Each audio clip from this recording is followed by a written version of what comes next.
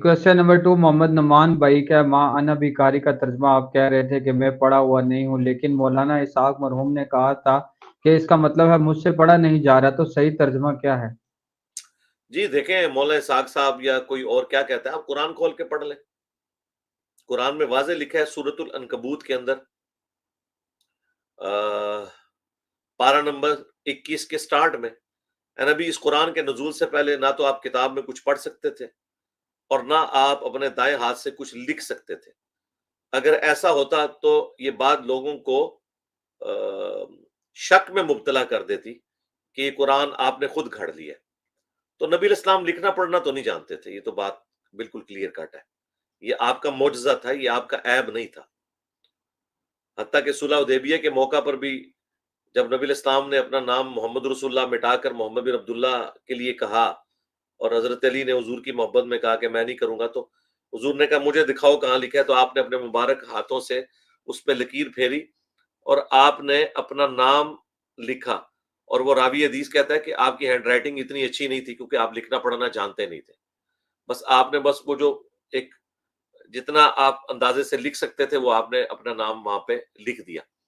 तो ये नबी इस्लाम का मोर्जा था, इसमें तो कोई ऐसी बात नहीं है। और दूसरा ये जो उसमें ये बात कर रहे थे कि जी मौलाना इसहाक साहब ने कहा कि गारे हिरा से पहले भी नबी इस्लाम के ऊपर वही नाजिल हुई, वो वही ये वाली नाजिल नहीं हुई, पहली वही वहीं पे नाजिल हुई है।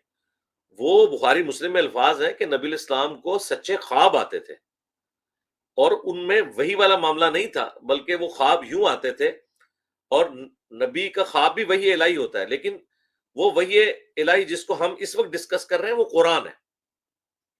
कुरान आप पे ख्वाब की हालत में नाजिल नहीं हुआ।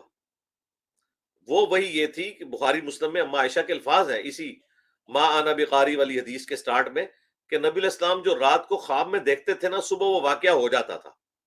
सच्चे ख्वाबों से आपकी वही का इब्तदा हुआ। लेकिन जो बाकायदा वही कुरान की शक्ल में जो वही जली हम जिसे कहते हैं, वो ख्वाब में नाजिल नहीं हुई, वो गारे हिरा में ही नाजिल हुई है। वो हदीस आप खुद पढ़ के देख लें। ये मुझे आगे समझ नहीं आती। लोग कहते हैं गामदी साहब ये कहते हैं, मौलाना साहब साहब ये कहते हैं, इंजीनियर साहब आपका क्या ख्याल है? मेरा तो वो ख्याल होगा जो लिखा हुआ है बुखारी मुस्लिम में, बाकियों का मैं कोई जिम्मेदार नहीं उनके ख्याल का। नेक्स्ट नेक्स्ट क्वेश्चन नंबर 3 है शेख आमिर भाई का, इंडिया से पूछ रहे हैं होम लोन को आप हराम कहते हैं लेकिन बाइक किस्तों पर लेना हलाल कहते हैं, तो दोनों का नहीं नहीं, ये प्रोसेस तो आउट ऑफ एक ही है। कॉन्टेक्स्ट आपने बिल्कुल बात पेश की है। होम लोन और बाइक, जिधर से आप होम लोन ले रहे हैं ना, वहीं से अगर आप बाइक भी लेंगे तो हम उसे हराम ही समझेंगे। हम उस बैंकिंग को दुरुस्त नहीं समझते जो मॉर्टगेज वाली है। इस वजह से नहीं कि मॉर्टगेज हराम है।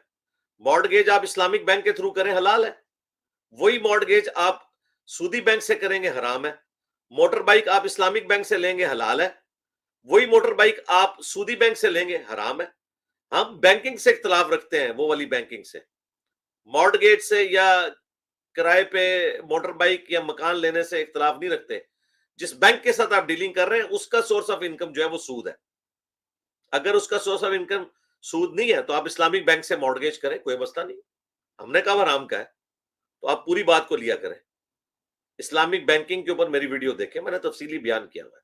नेक्स्ट जी क्वेश्चन नंबर 4 आसिफ भाई का, इंडिया से, क्या इमाम के पीछे नमाज में सना की जगह सूरत फातिहा पढ़ सकते हैं? क्योंकि इमाम टाइम नहीं देता बिल्कुल भी सूरत हाँ जी, फातिहा बेहतर है पढ़ने पढ़ लें, और बल्कि ये अच्छा इज्तिहाद है आपका।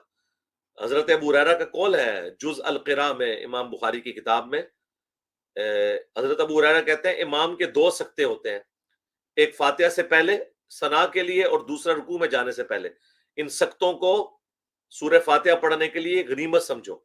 यानी हजरत अबू हुरैरा जो उस हदीस के रावी हैं कि फातिहा के बगैर नमाज नहीं होती, वो खुद बता रहे हैं कि इमाम के सना वाले वक्फे में भी अगर तुम्हें टाइम मिलता है तो फातिहा पढ़ लो, ठीक है।